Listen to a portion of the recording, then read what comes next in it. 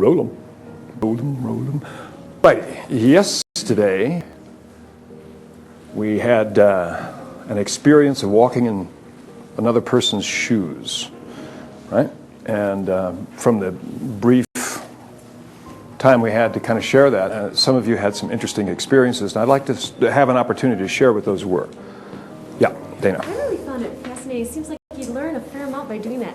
I felt like walking, I actually, when I was trying to imitate his posture, I actually felt more in my upper body than I usually do. Right. So I was and you were with? upper body. Robert. Okay. All right. And just a lot of interesting, it was very interesting. It's like, it does seem like you pick up a fair amount by doing that. And so I called a friend and I was like, I want to like do this with some of my friends. He's like, this is really weird. Right. I'm like worried about you. Right.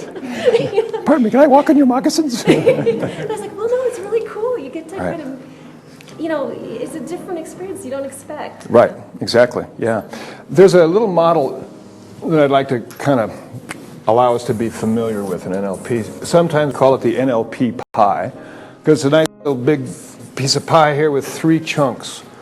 And they each have a label, these letters, and what these letters mean are external behavior,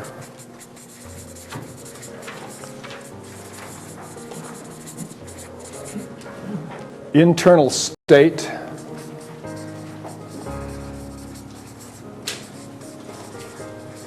and internal computation.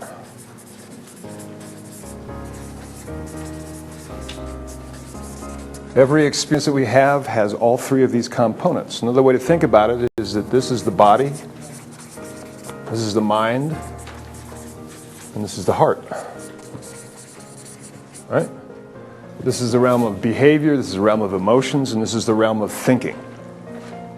Right? This is one of the simplest models of the cybernetic system that we are.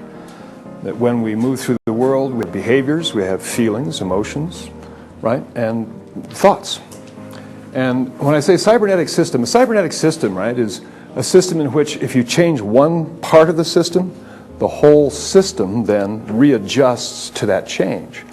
So if you make a change in behavior, external behavior, by walking in someone else's shoes, what you're doing is breaking up anchored or familiar sequences in your own body, putting in kind of news of difference, as we were talking about from Bateson, lowering those thresholds of perception. And the presupposition in cybernetics is that if you change external behavior, what's going to happen is the whole system will readjust. Emotional states may change, the way you feel, or the way that you think, the way that you experience the world, the way you perceive it, right, may also change. So this, I think, is an example, right, that the physiology shifts and suddenly, it's not feeling the same as you, or the thoughts may be different. I really didn't expect that. Right. It was like, what? It was kind of strange, but in an interesting way. Yeah, exactly. So this is using physiology as an inroad to second position, seeing, hearing, and feeling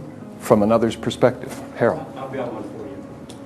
Ken and I modeled one another yesterday, and I was following him, and Ken walks very fast, and observes the world very quickly, much more so than I do. Right. And when we got back in and were unpacking the exercise, I was aware of how my ankles were just throbbing. Wow. Hurt. And weren't you saying also a little bit of tension in there was stomach? tension down Right. below. Yeah. Because he's much more like this, and I think breathing up here. Yeah. And I'm more like this and Down here. down Right. here breather. Right. My ankles Interesting. were sore. Yeah. It's really, I mean, this thing of walking in moccasins is a really profound thing. At a residential about 3 years ago, we had some, what did we have? We had a Presbyterian minister, we had, I think, a Catholic priest, we had Muslims from Kuwait, I believe, that were really devout in their spirituality. And after we had some time, and after they did the walking in moccasins, they got together and they demonstrated to each other certain prayer postures, right, that were unique to their culture. And they were doing these with each other and having these sort of tremendous insights into what that meant, right, or what that elicited in terms of emotion or openness and like that. And it really is a fascinating thing that you can get a different perspective on the world simply through physiology, right? That it's not a difficult psychological process that you have to go through. It's no effort. It's simply the willingness to let go of your structure and your patterns. But think about the whole notion of physiology and, you know, the way that your body reflects who you are. Your body posture, your breathing, etc., right, is so familiar to you that unless something is kind of out of whack in the system, you have a headache or, you know, stomach ache or something that's going on, you're usually not really too aware of your body. You're that comfortable in it because everything you do repeatedly is so familiar. But then when you're challenged to break up those patterns and acquire new patterns, then things shift. Perceptions of the world and perhaps your own physiology, the ankles start hurting, as my experience with Brent, suddenly I'm flying above the group, right? Yeah. What other kinds of experiences did others have? Judy? I did the experience with Chris, which was very interesting. Right. Two things that came out of it. One, Chris's movements were much more restricted than mine. Right. And the feeling that I got from it, at one point I got kind of impatient because he was so still. Right. He was so opposite myself. Right. And the one sensation I got is he's so internal. Mm-hmm. And then when he did me, he pointed out several things which I was not aware of, how I leaned forward, how I got sort of out there. Right. And then I realized that a great deal of practice for me is pulling more internal. Right. And not necessarily being out there and interacting all the time. It's being pulling back and giving myself another dimension. Exactly. To the experience. Right.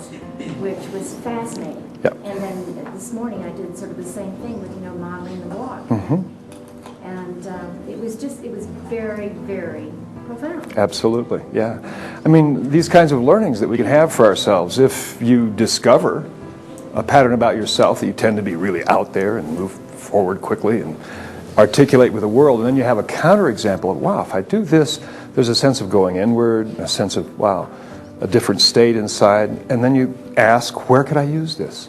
Well, maybe if I want to slow down, go inside a bit, meditative state, whatever, this might be a nice doorway to use to move into that. The reaction is, ooh, wow, he's not moving his hands Right. or anything, he's very Right. kind of this way, he's Right. standing very upright. Right. But the first sensation is uncomfortableness. It's sort of like coming in the room today. Right. My normal response is going and sitting next to Robert and feeling comfortable in my same seat, which I always do. Right, And right, I thought right. I've got to push myself, Right. break out of that pattern, Exactly. and do something completely different that's not comfortable. Exactly, yeah. I actually never completed a thought that I initiated yesterday that began to say that John Grinder has a principle that he calls the principle of stretch, right? And it's a little litany that goes like this. If you can, you can't, and if you haven't, you must. And this is kind of a frame that you can use in the practitioner training. What it means is, if you can, right, if you know how to do it, if it's already part of your behavioral repertoire, limit yourself. Say, you can't do that anymore. You already know how to do it. You're not going to lose anything. So don't rely on what you always have done in the past. So if you can, you can't. And if there's something you haven't yet done, haven't tried, a challenge, moving through some kind of a boundary or barrier or whatever, then you must. So the phrase is, if you can, you can't. And if you haven't, you must. This is the principle of stretch. This is how you stretch your learning, stretch your awareness. Because what we tend to do as humans is maintain a comfort level, right? Richard Bandler was fond of saying that there's one thing that human beings value more than survival, and that's familiarity, right? They'll die for it, kill for it too, right? The Americans for it. Exactly, for years and years and years, right? Would you repeat it one more time? If you can, you can't, and if you haven't, you must. Stretch principle. The principle of stretch. This is how you stretch kind of your comfort zone to do what Bateson calls receive news of difference, because news of difference is different, right?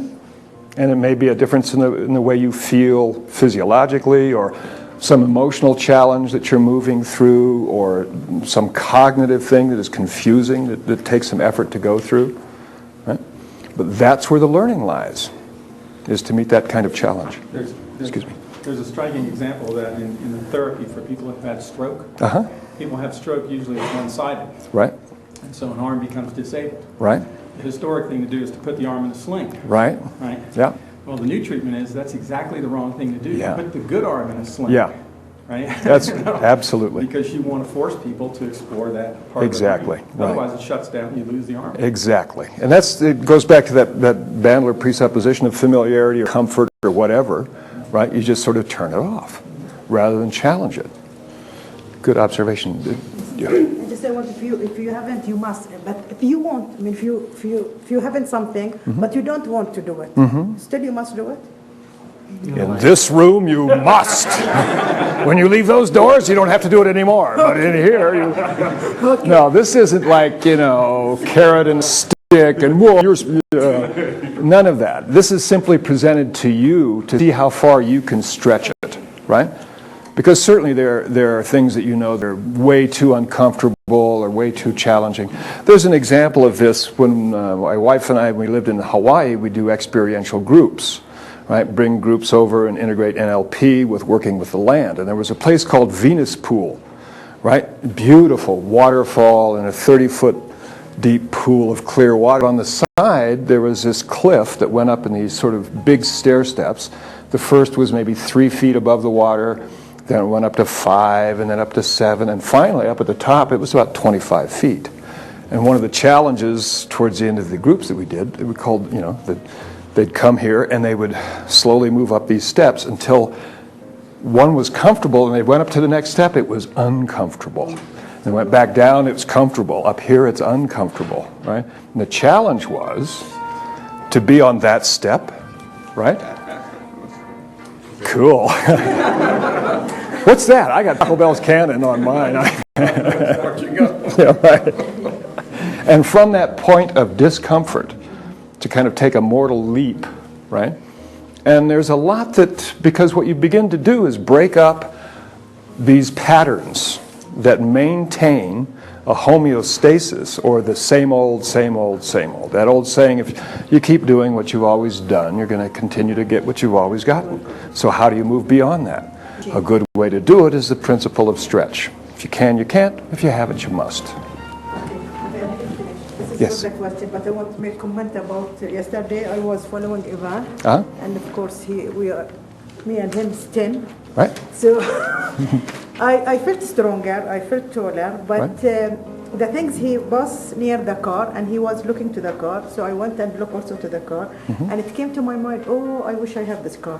When I asked him what he came to his mind, he said he was looking to the dirt.